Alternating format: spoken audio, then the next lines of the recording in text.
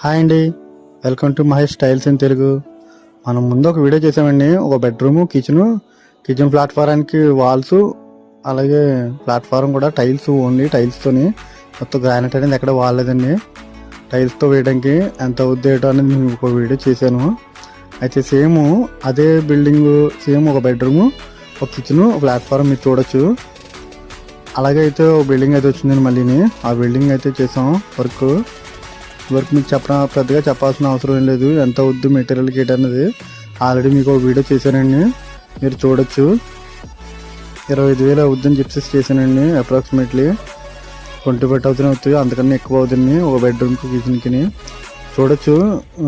ముందు ఒక వీడియో పెట్టాం కదండి, వ్లాగ్ చేసాం కదా, ఇది రెండో వ్లాగ్ అండి. ఇది ఇందులో కిచెన్కి అయితే వాల్స్ అయితే వేయాలి. ఇవాళ వాల్స్ అయితే వేస్తాను.